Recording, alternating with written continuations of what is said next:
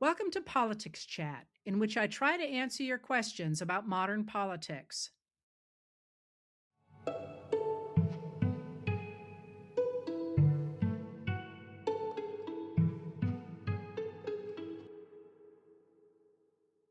There's a bunch of stuff going on, but but it all seems to go around a couple of general themes that and I'm happy to try and cover a lot of them.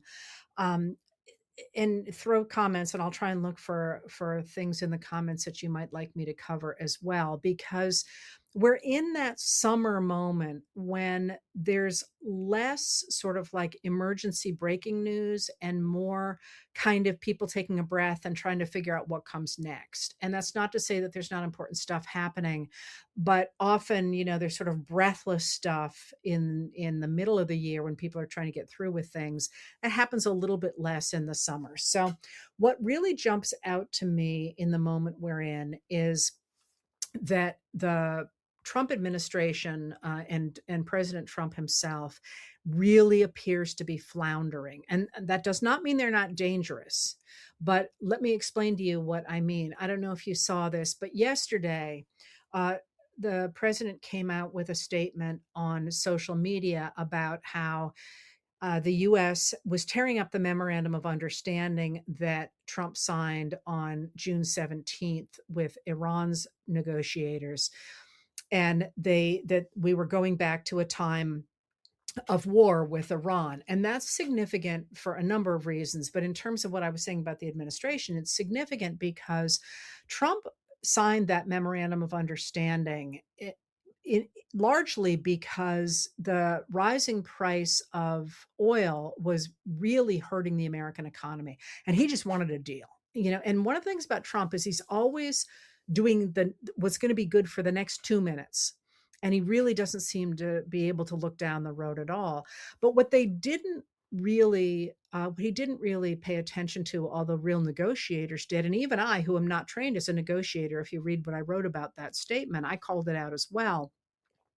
It certainly seemed, from the way it was written, to acquiesce to the Iranian control of the Strait of Hormuz after 60 days.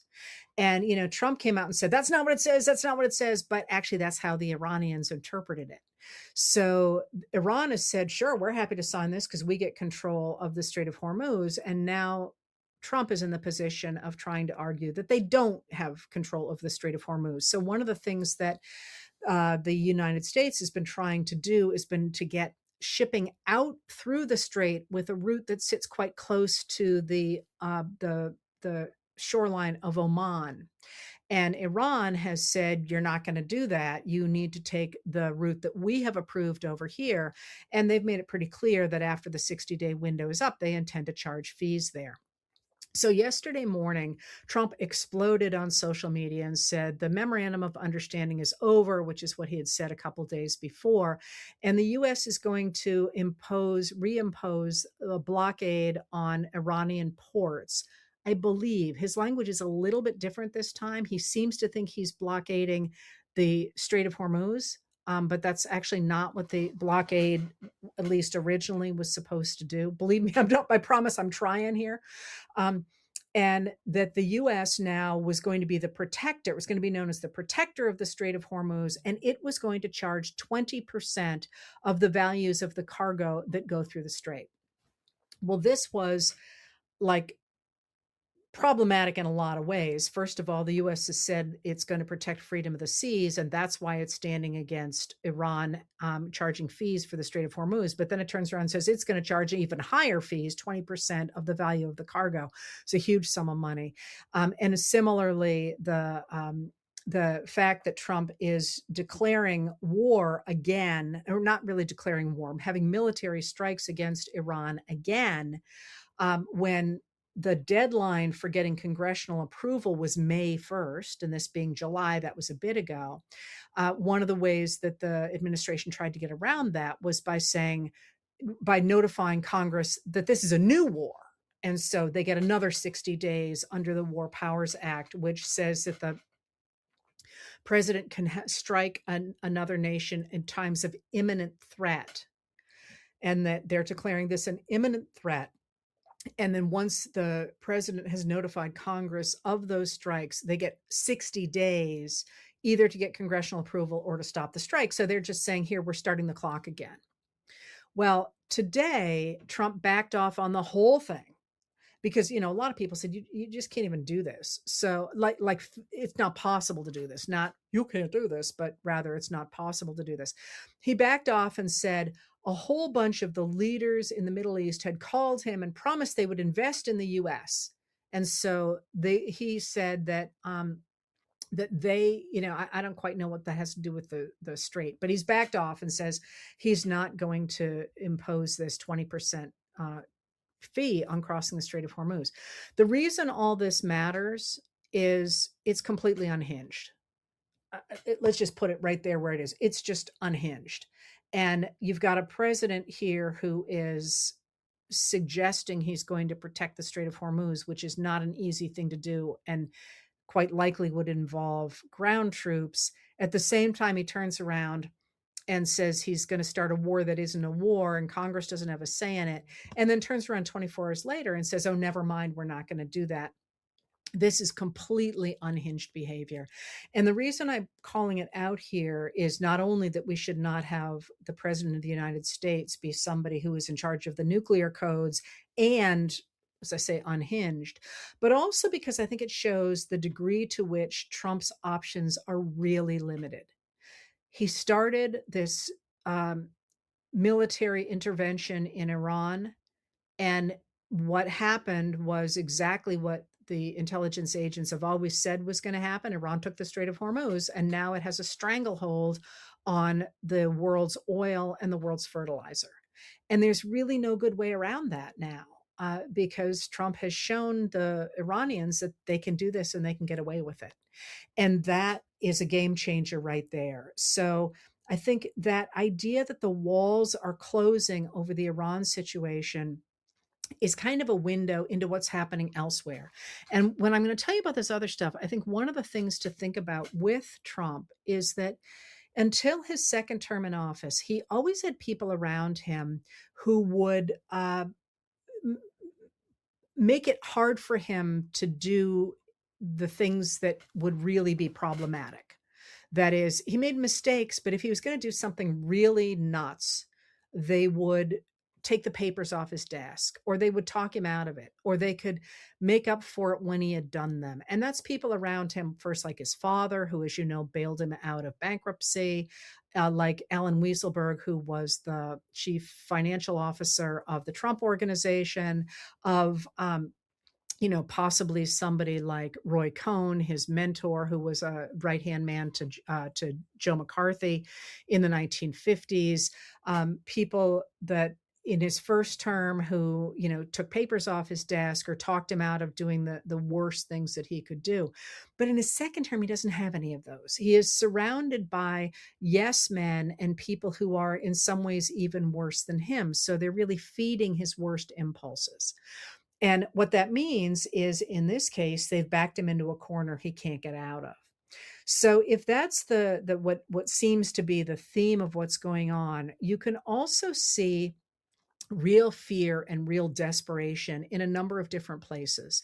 And one of the things that jumps out also right now is what's happening with Immigration and Customs Enforcement and the Department of Homeland Security, which is now overseen by Secretary Markwayne Mullin, who was a former senator from Oklahoma and is now overseeing that. So after last January and February and the real crackdowns in Minnesota that led to the killings of Renee Good and Alex Preddy, you saw the White House sort of toss overboard the person who was in charge of Border Patrol at the time. And remember, Border Patrol comes under Customs and Border Protection. And Greg Bovino was the de facto leader of Border Patrol when it was doing the really violent sweeps and so on. And they pushed him out, and he then went on to embrace the far right, the neo-Nazis in Europe. But they replaced him with people who were less visible, if not less, although they were not less supportive of the mission. And that was somebody like that's somebody like Homan there. I think it's Bill Homan, who used to be with the Geo Group and now is really directing the immigration programs for the White House. And the what they did is they kind of pulled back. They didn't, believe me, ICE never went away. And ICE existed before Trump, by the way, but they've really, under Trump and Deputy White House Chief of Staff Stephen Miller, they have used ICE and Border Patrol to round up undocumented immigrants who have been in this country for decades, as opposed to simply getting the people who have very recently come. And this is what's given us so many of the really horrific and violent scenes we've seen. And they're also imprisoning those people. Once you're taken, they simply send you into one of these imprisonment facilities, concentration camps, where and please don't argue with me about those. They are concentration camps, are places where people are concentrated and do not have legal recourse from being there, unlike a jail, for example. And that's exactly what's happening there. Those are not death camps. They often do lead to higher death rates, usually do lead to higher death rates. They are not deliberately death camps, but that's, the history books are going to call these concentration camps. They just are. But so those have continued in part because the administration's new policy, which, by the way, repeated courts have said is illegal, is simply to say, once you get picked up, you are going to these concentration camps and you can't get out on bail, which you used to be able to do, or on bond, which you used to be able to do before Trump. Anyway, those kinds of encounters really became much quieter while Congress and the Republicans were fighting, while the Democrats and the Republicans were fighting over a new 70 billion with a B dollar new appropriation for ICE and more money for Border Patrol. As I forget what the exact numbers are, but a huge new injection of money into customs, into ICE and border protection, on top of the huge increase. I think it was a sevenfold increase they got under last July's One Big Beautiful Bill Act. So they really kind of kept those stories out of the news until that appropriation went through. Once the appropriation went through, and Homan said, we're going to have this big crackdown again this summer, and here we are. And in the space of a week, last week, we got the shooting and killing of a man in Texas, and now the shooting and killing of a man in Biddeford, Maine. And in both of those cases, and what really jumps out is the language that the government used. In both of those cases, the government suggested that these were targeted operations. What they didn't say, but what came out, was that the people that they shot and killed were not the people they were targeting in either case. So, and in the case of in both cases, they initially came out and said these people weaponized their cars against federal agents. And then witnesses said that's not actually what happened. And in the second case, in the killing yesterday in Biddeford, Maine, interestingly enough, when they finally made a statement, the government said that the agent who shot the 26-year-old man from Colombia, who appears to have been in the United States legally, that the person was afraid for public safety. That is a huge escalation. That is a huge escalation. He didn't say he was at fear for his life. He was at fear for public safety. Well, if you can start killing people because you're afraid for public safety, we got a really big problem on our hands. So in this, especially in Biddeford, Maine, that ties into this whole idea that the administration is in trouble, in that there are huge demonstrations against both of these killings.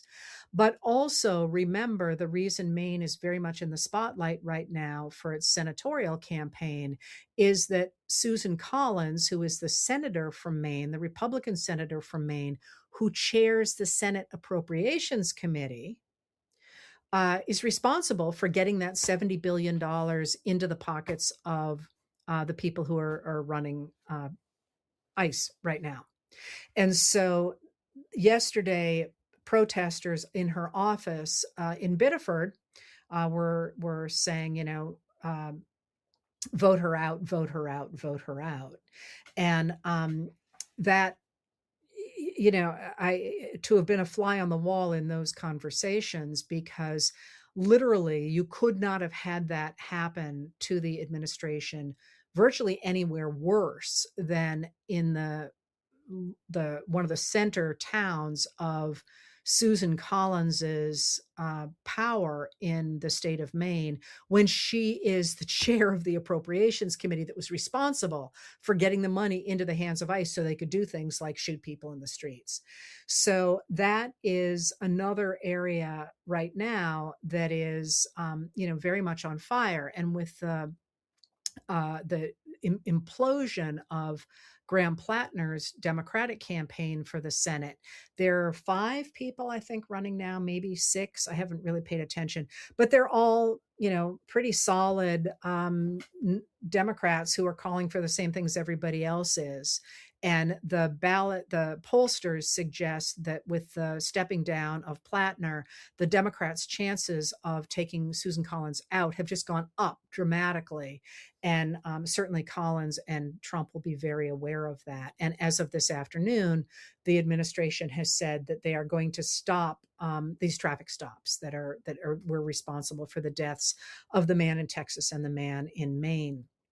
All right, so that's another thing that is going on there, but that's not it. Where do I want to go next? A lot of people asked about the death of Lindsey Graham, senator from South Carolina, and his replacement with his sister, and is that normal? And I have to say, to be honest, yeah, in the past, it kind of was normal for somebody who died late in his term, because Graham is coming up for election was running for re-election this November, to be replaced often by a wife, actually. And that's how we got somebody like Margaret Chase Smith in Maine was appointed to replace her husband in his position. It's a little more unusual to have a sister be the replacement for, Graham wasn't married, and that's why they went there. I think the theory used to be, and certainly was the case with Margaret Chase Smith of Maine, but she's not the only one. I mean, there's a list as long as your arm, that if you were married to the senator, you had a pretty good idea of what the political questions of the day were, and therefore would be able to step into his place. And certainly that was the case for Margaret Chase Smith. She had worked with her husband first in the newspaper business and across the state of Maine. They had been instrumental in standing up to the KKK, and the Maine KKK at Ku Klux Klan in the 1920s was in pretty tight with the then governor, who was in the Republican Party, and they were pretty strong in standing against that. And she was very much involved in that and involved in the political situation in Maine, in which, by the way, is one of the reasons that she took such a firm stand against McCarthy, is because she knew what the KKK had done in Maine, and she was very concerned about that kind of right-wing neo-Confederate, neo-Nazi ideology could do around the country, because she'd seen it firsthand in Maine. The KKK in the 1920s is actually really interesting how and why it rises when it does, but Maine has a pretty strong chapter of it. And so anyway, so that's pretty common to have a family member step in, especially this close to an election. And Trump was under great pressure not to name somebody from the House of Representatives, which would have been the other logical place to go, because there are so few. The Republicans are so weak in the House of Representatives, they're increasingly afraid they're not going to be able to pass anything. But that's not the only problem. Lindsey Graham was the chair of the Senate Judiciary Committee. And that, by the way, is going to be a problem for us too, for a number of reasons. But that means that Trump is now trying to get people like Todd Blanche, his acting attorney general, through the confirmation process without the help of Graham. And remember, Graham was instrumental in getting through Brett Kavanaugh, for example. If you don't remember his really rabid speech about Kavanaugh, you can go online and see it. I wouldn't. It's going to send your blood pressure up. But that means he's got a problem there. And then there is the issue of Mitch McConnell, who has been missing now for a month in the hospital. They produced a photograph with a picture of the sports page of the Washington Post on it on Sunday. And somebody said, he's dead. That's not a real picture. I don't know. I don't do photography. I will tell you, the story to me does not add up. I don't believe for a minute he's dead. I think that that's you don't argue somebody is alive when they're in fact dead. But I think there's reason to suspect he's not in the kind of shape he looked like when he was in that picture, not least because nobody's talking to him. He hasn't made any statements. There's no video. That is exceedingly suspicious. So that does raise the question of why did they feel they had to produce that picture just after Lindsey Graham died when they hadn't said anything for a month. And I think that points to how precarious the Republicans feel in the Senate as well. It seems as if they had to sort of produce evidence that McConnell was still going to be able to function because otherwise they were down two powerful senators. And Mitch McConnell was the person who was the head of the subcommittee on defense spending. I've got that title wrong because I was out swimming and didn't get to check it before I started. And they are in the process of trying to get more funding for the U.S. military through Congress. And maybe McConnell's going to come back and get it through, but I'm not going to take a bet on that one myself, right? So there's real pressure not only in the House, but also in the Senate. And if you've noticed, this Congress has been able to pass virtually nothing. So there's another place where it seems like they feel like they're under real pressure.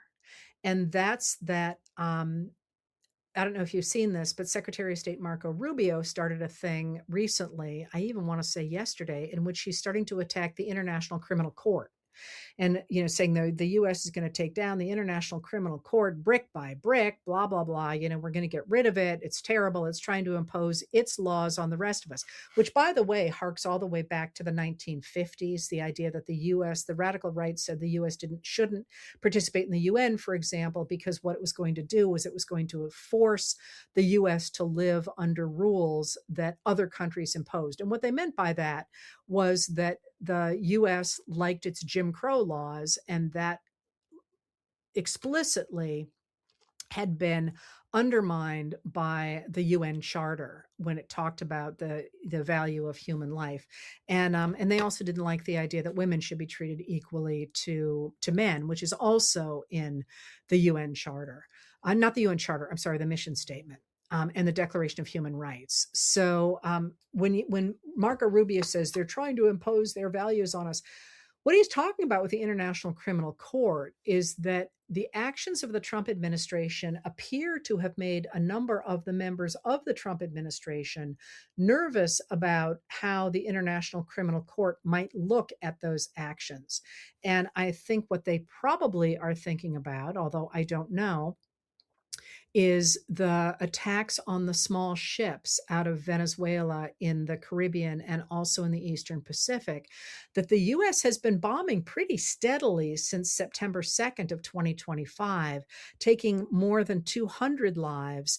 And there seems to be no explanation for why they're doing that, except the administration claims they are narco terrorists. But that and $5 will get you a cup of coffee, right? That's that's not really how it's supposed to work. And the people in the United States who study international law have pretty uniformly said this is a really big no-no and you can't do this. This is not only murder, it's also possibly a war crime. And the fact that the administration suddenly seems to be thinking it might be in real trouble over that points to the last piece. And that is, I just saw someone write Marco terrorists, which it's a good one.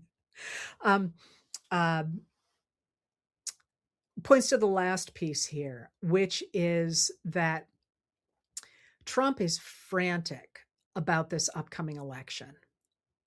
And that's really interesting because there's a number of layers of this. And my work for a long time has been about the ways in which the Republican Party before Trump constructed the idea that the Democrats were illegitimate, that they could never win that it was never legitimate for them to win an election.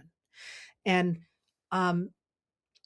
that idea has been ingrained in the parties really since the 1990s. It really took off during when Newt Gingrich was Speaker of the House. Newt Gingrich of Georgia was Speaker of the House. When he did things like a political action committee associated with him actually distributed, and you can see this online, a list of words that they urged new elected representatives and senators to use when they were referring to Democrats and Republicans. And they were supposed to refer to Democrats as weak, welfare, traitors, um, you know, lazy, special interests, sort of all these negative words. And they were supposed to refer to Republicans as patriotic and strong and free enterprise and prosperity. And you can see this growing conviction that Democrats are illegitimate. And you certainly see that with the rise of Bill Clinton and the Republicans who insisted that Bill Clinton was just so totally wrong for America that it must be that his voters were illegitimate. And by the way, I'm writing a new book, as I'm sure you've heard. We really focus a lot on how the Motor Voter Act of 1993, which made it easier to vote, really enabled Republicans to demonize the idea of immigrant voting and of Black voting, especially, but brown voting as well. But what we don't talk a lot about is it also demonized the idea of women voting and women advocating for the vote, because one of the big supporters of the Motor Voter Act was the League of Women Voters, which is nonpartisan and just wants a lot of people to vote. But you tied together there the League of Women Voters and the idea of women supporting democracy to being, oh, they want these now bad people to vote. So you got both of those things going on there in 93 with the Motor Voter Act. And then 94, you get Republicans starting to say that the only reason Democrats win is because they have fraudulent voting. That has never been true. That has never been a thing. But you see this growing sense then that Clinton must be illegitimate. And then they managed to get George W. Bush in office, despite the fact he loses the popular vote by about 250,000 votes. And then, or no, it's more than that. I'm sorry, that's an older one. It's more than that. He loses the popular vote by a lot. And then you get the election of Barack Obama. And that really just sends the radical right over the edge, that something must be terribly wrong if voters want Barack Obama. And what they conclude is that whoever's electing him are the wrong sorts of voters, which is the same language we saw during Reconstruction when you have white men in 1898, for example, striking a coup in Wilmington, North Carolina, and throwing the legitimately elected government out by saying, okay, yeah, they got the most votes, but those people shouldn't have voted anyway, which is kind of where we are now with Trump's real panic over the 2026 election.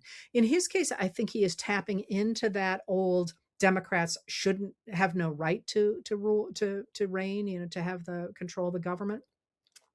But there is clearly a panic involved in that. It's not just I need to shift the population so they vote for my guys.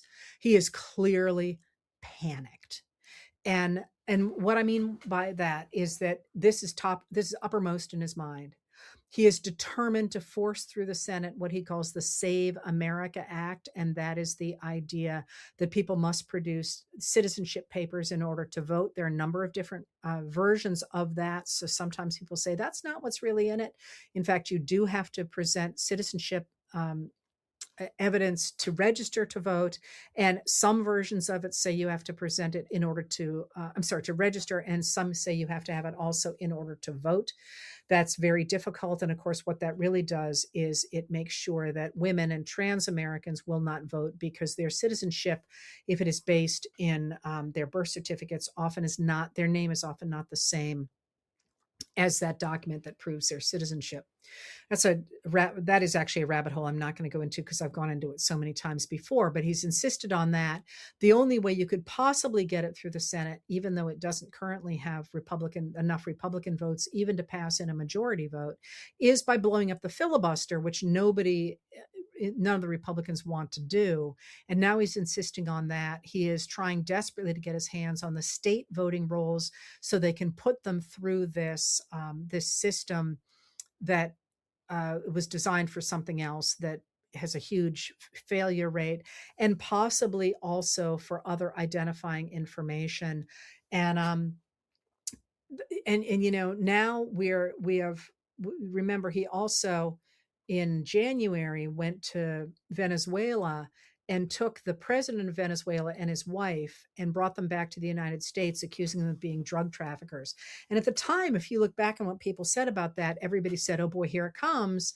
The guy is going to say, yeah, Venezuela interfered in the 2020 election in order to get himself off of whatever it is Trump is accusing him of. Now we have Trump trying to put his own handpicked people in as the director of national intelligence, where this is Bill Pulte, the guy who's been weaponizing the idea of weaponizing the federal government to try and get people criminal indictments for what he claims is mortgage fraud, although so far he has been unsuccessful at that. But Trump clearly is trying to mine the intelligence community for anything he can bring forward that might suggest there's something wrong with our elections. And now he's announced he's giving a big speech on Thursday night, and that he's going to introduce new information about the stolen election of 2020. And there are suggestions he's going to argue that the two Democratic senators from Georgia, one of whom, Jon Ossoff, is up for reelection in November, were illegitimately elected in 2020. And this is, I think the scientific word for it is bonkers. And the reason he's doing it, of course, is he is trying, and mind you, in 2020, Trump was in office. So again, what he's arguing is that there was all kinds of fraud when he was in office, but there wasn't when Biden was in office. So, I mean, which doesn't really work there, right? But also, as Thomas Massie, a Kentucky Republican, put it, this is kind of crazy that he's claiming there has been fraud in the elections when the Republicans won them all. So that's the other big problem he's got here. But now he's planning to give this big speech. And clearly he is trying to manipulate the 2026 elections. And I think we can see pretty clearly that this is going to get worse and worse and worse and worse as those elections approach. And he becomes more and more and more concerned about losing control of Congress. And there's a number of things we can do about that. And I'll tell you a little bit more about that in a minute. But it does raise the question of why he's so nervous. Why is he so upset about it? And I know he's a narcissist, and I know they can't take no for an answer and all that. But if you watch him, this is not him just being a bully. He's scared of something. And that sort of does you a full loop around, right? Think about the fact that yesterday a judge came out and said, Judge Kathleen Williams from Florida came out and said the whole setup of him suing the IRS for $10 billion and then them making a settlement with, and for those of you who are just listening to that, I put that in air quotes, a settlement that said that the government was going to set up a slush fund of $1.776 billion to give to his supporters who felt that the Department of Justice under Joe Biden had been weaponized against them. And it's the corollary the next day, or the addendum the next day, that said that Trump, his family members, the Trump organization, and none of their associates could be found criminally, or could be criminally charged for anything found in audits of their taxes from before, I think it was May 19th of 2026. I mean, who needs that? I don't know about you. I don't need protection from the auditing of my taxes. Like, that just says, if he was willing to go to those lengths to get that blanket coverage of that he wasn't going to get in trouble for that, there's something there, right? You don't go out and go through all these machinations to get immunity if everything's right? So yesterday a judge said that was a complete setup. She did not void the deal because she said that question is not in front of the courts. The question that was in front of the courts was in front of her court was this a legitimate lawsuit and is it a legitimate settlement? And she said, absolutely not. And she referred some of the lawyers who were involved in it to their bar associations for sanctions for participating in anything like that. Now, one of the lawyers who was behind that deal is, as I mentioned him before, Todd Blanche, who is currently the acting attorney general, who was the deputy attorney general under Pam Bondi. Now, he's the guy who was previously Trump's defense attorney and who went and spoke to Ghislaine Maxwell, Jeffrey Epstein's associate. And then after their conversation, she got moved to a much cushier facility than she had been in before. Now, Trump is trying desperately to get this guy in at the Department of Justice to be the attorney general. That strikes me that there is something else there that he might be nervous about, not just his taxes, but also those Epstein files are still out there, right? And Katie Fang, the journalist, sued Blanche to get him to release a number of the documents that she identified as being ones that should not have been redacted the way they had been. He was supposed to produce them by July 2nd, and he has simply refused to. This is Blanche. So that seems like the Epstein stuff is still very much a going concern, even for Trump, not just for the rest of us. But then there's also the idea that, they're talking in the White House. You're seeing references to this for pardons, the number of pardons he's going to give people. Well, why do people need pardons? Does it have to do with the incredibly high contracts he's been giving out for things like the reflecting pool? What about the buying of all these facilities for detention centers for the Department of Homeland Security that were on again, then off again? Some of them are on again. There is a lawsuit that suggests at least one of them was bought for 5 times the assessed value. Like, where's that money going? There's been all these things that are completely not transparent. So we don't really know where the money has moved. And the minute we start to have investigations from even one house of Congress, let alone 2, all of a sudden, I suspect you're going to see an awful lot of stuff come to light. And clearly, he does not want that to happen. And then, of course, we also have the degree to which there has been self-dealing from the Trump family, this idea that, even while he was over there theoretically negotiating for the United States, Jared Kushner, Trump's son-in-law, has brought home billions of dollars of investments in his private equity firm. There's the degree to which Don Jr. and Eric have been investing in companies that are involved in the defense industries and have been getting more than $2 billion worth of contracts since their investments went into those companies. And then there's, of course, cryptocurrency and the fact that Trump has walked away with more than $2 billion in his first year in office. So that's another thing there. And then you also have these funnily timed investments in the stock market according to the announcements that Trump is going to make, and not only in things like his strikes on Iran, but also his announcement of the April 2nd tariffs back in 2025. Somebody looked into those recently and said, oh boy, there was a lot of investment there right at the time that people would know whether could expect that stocks are going to go up or going to go down. So it certainly looks as if Trump is very, very concerned about the idea that investigations into the first 2 years of his administration are going to turn up some stuff that maybe he doesn't want the rest of us to see. So what does that mean going forward? I'm sorry, I just saw somebody say, they kept talking about Biden and the corruption with Biden. And frankly, there just was no there. I mean, there was very little doubt that Hunter Biden had used his father's name for a leg up in business, but he was a very accomplished man on his own. People always forget that. He lawyer and had been on boards and all sorts of things, but there was never a hint of evidence that Biden himself had taken any money. And often when I wrote about all this, you know, Comer at the head of the House Oversight Committee would say there were these $10 million payments, but then when you looked at it, it was payments to the company, and Hunter Biden had gotten his proportion of that, but there was never any sign it had gone on to the president. Why are they not talking the same way about Trump?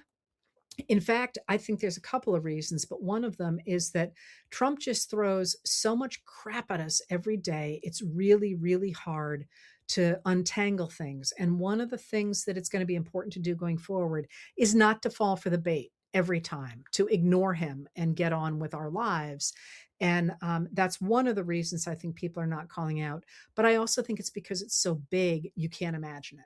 And that's one of the things that actually the Nazi propagandists figured out, is that you shouldn't commit small crimes, you should commit big crimes, because most people can't imagine committing crimes that big, so they don't believe them when other people do.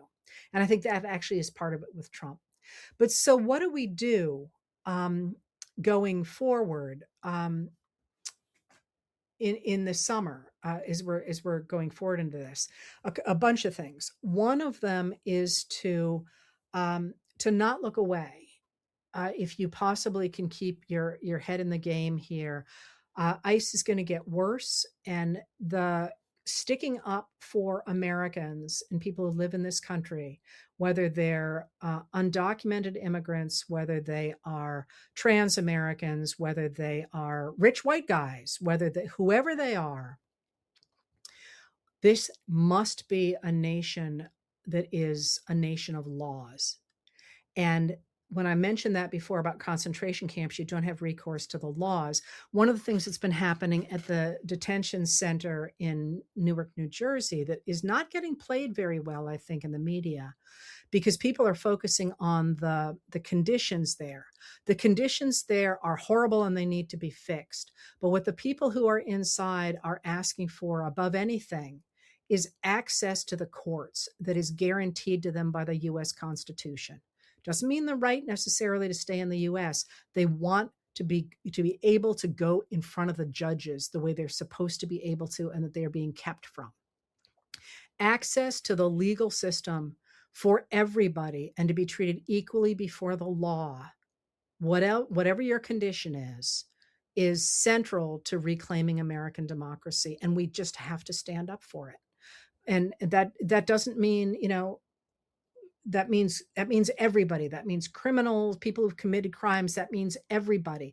That doesn't mean that everybody gets off. It doesn't mean that everybody gets to stay in the US. It doesn't mean that everybody has to leave. It means that we have a body of laws and we'd abide by that. And I got to tell you, when I look at politicians talking about how we got to throw one group or another under the bus, I'm like, then you've missed the point. Once you say that some people do not enjoy the protection of the laws, that's the whole game. Because if one group doesn't, then it's only a question of time until you are part of a group that no longer enjoys the protection of the laws. And you know where I learned that? I learned that from Abraham Lincoln. This is not some new radical idea. This is the idea that the United States must stand on the rule of law.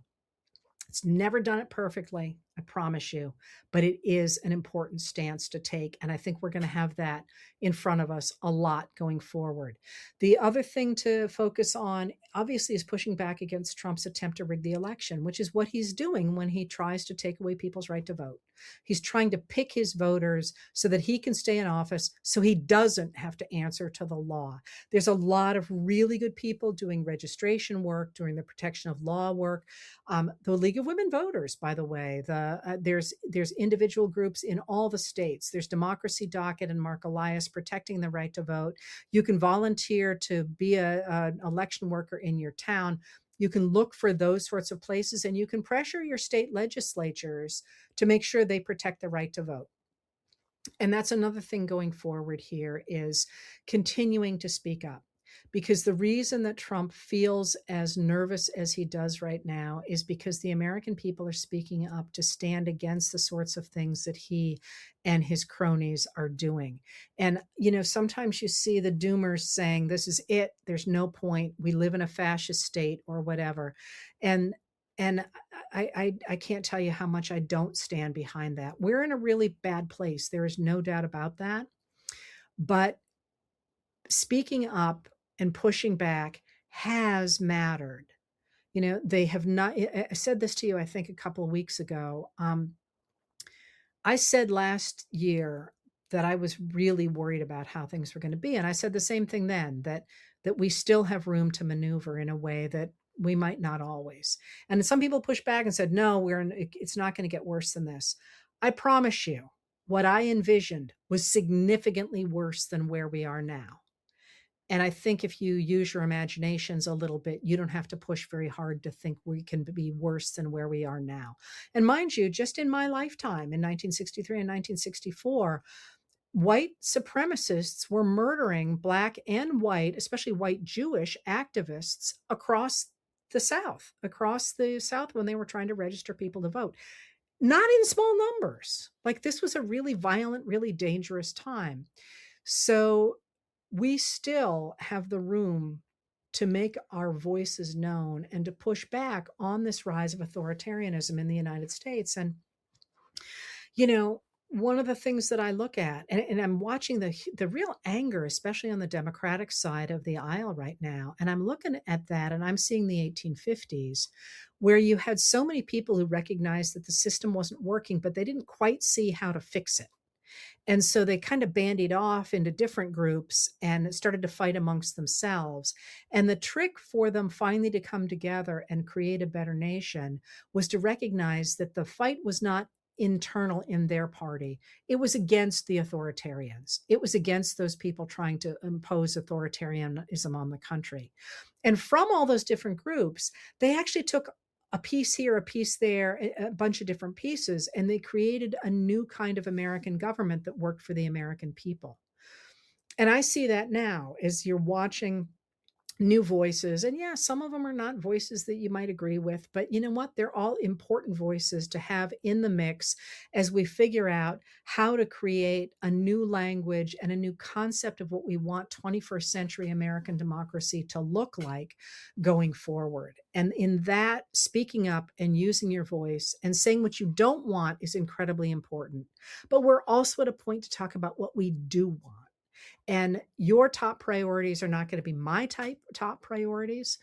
But that's good. We should have all those things in the mix. And I will point out on that front, on a last note of hope, I don't know if you saw about it, but if you remember how outraged I was about the administration tearing out those buoys that were designed to be monitoring currents in the ocean, and it was this huge waste because they weren't expensive relatively to monitor, and they were important for climate change and for weather and for the safety of the people who are at sea, which of course is way more important to me, whose husband is a lobsterman, than somebody who lives in, I don't know, Oklahoma, right? They reversed that decision. Those monitors are going to stay, and that's because people spoke up and said, don't do it. This is incredibly important to us. So speaking up in this moment continues really to matter.